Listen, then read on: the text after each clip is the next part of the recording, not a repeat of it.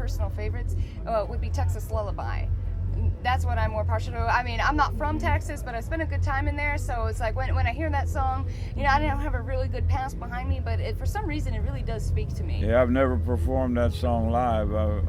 I wrote it many, many years ago, and actually I wrote it with a lady named Rattlesnake Annie, and I happened to walk into a nightclub one night where she was performing, and she didn't know I was there.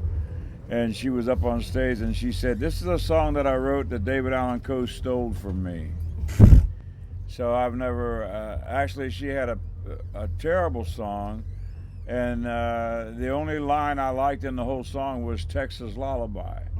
And so I wrote the whole song and used the line Texas Lullaby, gave her a 50% writer credit on the song. Oh, wow. And 50% publishing of the song.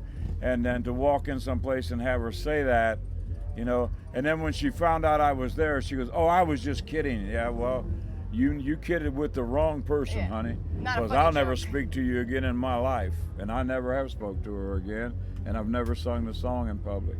So. Well, but I'm glad you like it. Yeah, I do. It definitely speaks to me.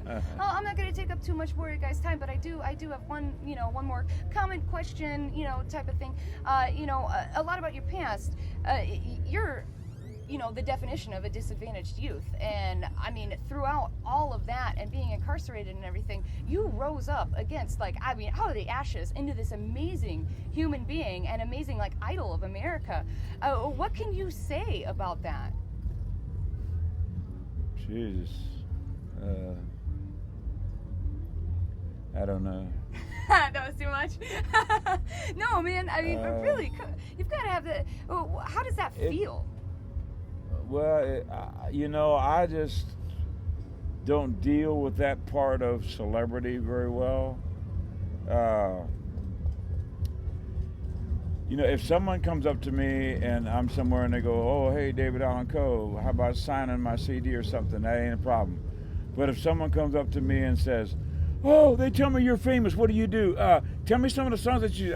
Get away from me. And then they go away thinking I'm a jerk, and I probably am a jerk, but you know what? I just don't have time for that in my life. You can only say so many words in your lifetime, and you can only have so many thoughts in your head, and I try to keep mine, pretty clear.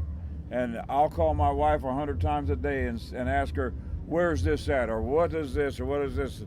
And because she remembers all that stuff. But I don't clutter my head. I leave my head as free as I can, so that if I see a song, I write it. I can write it. And I just don't understand the celebrity thing at all. I mean, I've been with Kid Rock and had people walk past Kid Rock and ask me for my autograph, and I've never understood that. I just don't understand that mentality. I would have asked him 100 times for his autograph before I would have asked David Allen Coe, but that's just me.